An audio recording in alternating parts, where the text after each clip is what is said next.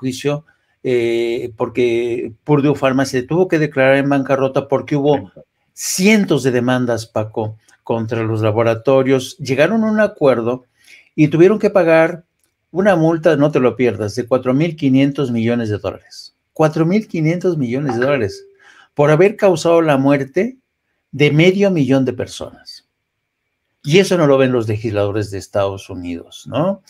Solamente se ven que los narcos, México es la fuente de todos nuestros males. Pero mi pregunta va en este sentido, querido Paco. Tú que has vivido en Estados Unidos, tú que has vivido en el extranjero, que conoces bien por dónde respira el odio racista, el saco de prejuicios que llevan al lomo los estadounidenses, me gustaría preguntarte, hay quien considera que el presidente no debería engancharse en esta disputa con los legisladores de Estados Unidos porque son legisladores que sí son muy ruidosos, se les va la fuerza por la boca, pero no tienen realmente gran importancia e influencia en la política exterior o en la política doméstica de Estados Unidos. Entonces, una parte de mí, te lo confieso, no me gusta que el presidente le entre al trapo, se enganche con estos sátrapas de extrema derecha, pero por otro lado, me acuerdo, Paco, tú te acordarás también,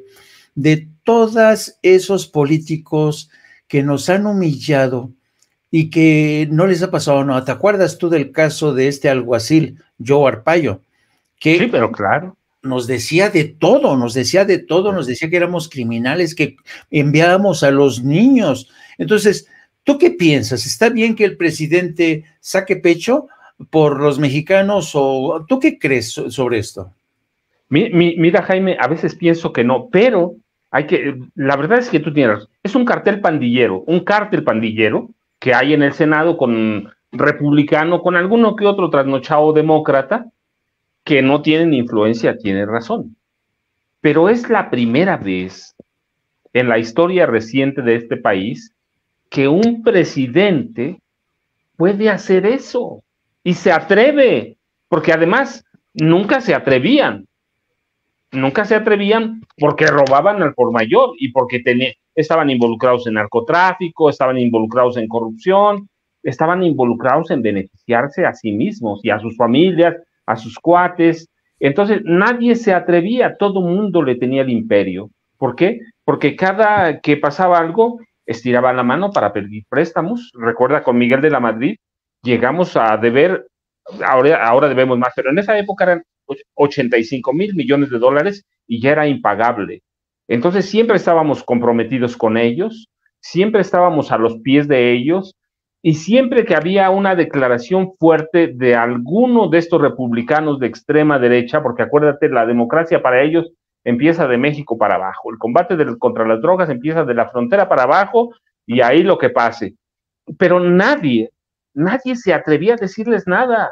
Yo recuerdo las intervenciones de Peña, muy cauto, muy como se las preparaba su cancillería, sin meterse en problemas, los necesitamos, pero si hacemos un recuento de Salinas, hasta Salinas, podemos ir más atrás, sí, pero no tiene sentido que vayamos atrás si recordamos que López Mateos, Díaz Ordaz y Luis Echeverría Álvarez, pues trabajaban para la CIA. Entonces, ¿qué más podemos hacer, Jaime? Pues, eran agentes de la CIA, informantes de la CIA, como quieran llamarle. El punto es que trabajaban para la CIA. El jefe de la oficina de la CIA iba a bodas con López Mateos, con Díaz Ordaz, con Luis Echeverría, fiestas, parrandas, y ellos le pasaban toda la información. Entonces, ¿qué se iban a poner al brinco? Miguel Alemán, pues estaba metido en el narcotráfico. Entonces, ¿qué podían decir? Nadie, nada. López Portillo, pues su corrupción, ¿te acuerdas? El símbolo era aquella colina de Santa Fe, que ahora ya está fraccionada, pero que les dejó, y ahora lo puedo decir, mira, porque ando trabajando en parte de ese tema de López Portillo. La señora, la esposa, también formó parte de esa tranza de la Colina del Perro, Carmen Romano de López Portillo. Entonces, ¿qué podían decir, Jaime? Nada. Y luego llega Miguel de la Madrid y abre la billetera o la cartera para pedir prestado, abre las arcas de la nación. Entonces, no hay un presidente reciente, y luego tienes, pues podemos hablar de Calderón, porque va a ser Calderón, si mientras nos estaba aquí dando a tole con el dedo con una guerra que deja decenas de miles de muertos, negocia con los cárteles del narcotráfico, y Fox le abre la puerta a Genaro García Luna, y Peña, pues su familia controlaba el narcotráfico. Nadie podía decirle nada a Estados Unidos. Y mira, tú has vivido allá, yo viví mucho tiempo, conozco comunidades mexicanas en Los Ángeles, en Chicago, en Miami, en San Antonio. Nunca un presidente de México había tenido tanta aceptación entre los paisanos, entre los mexicanos que se fueron y mexicanos nacidos allá. Entonces, yo digo, pues si lo puede hacer, por primera vez sí puede influir en las elecciones de Estados Unidos. Son 12 millones. ¿Qué? Es una parte, y en algunas zonas influyen bastante. Entonces, mira, sí, yo pensaba lo mismo que tú. Digo, pues, es un cártel pandillero que son como 13 legisladores, 10 senadores y como 3 representantes, el equivalente a nuestros diputados. Así que son muy poquitos, no hacen ruido, y podemos decir pues, que lo deje pasar el presidente, pero este presidente es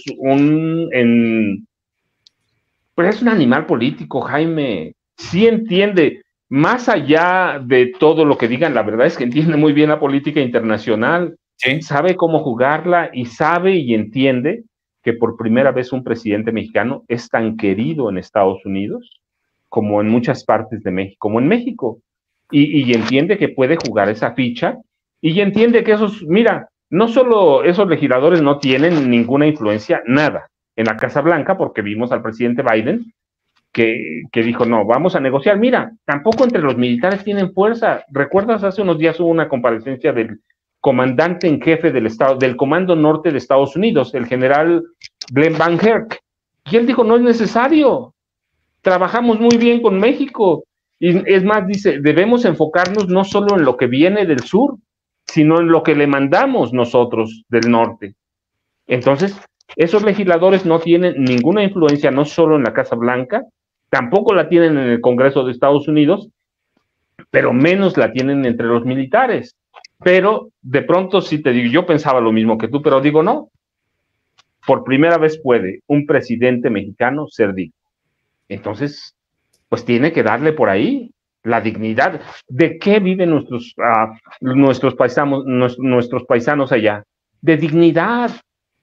Nadie nunca ha metido las manos por ellos, y por primera vez tienen a un presidente que los representa, Jaime. Así que sí, creo que no hay que hacerles caso, pero sí, si tienes un poco de dignidad, hay que responderles, y hay que responderles como se merecen, duro, con fuerza, y decirles, sí, espérate, sí, son el imperio, pero somos un país independiente.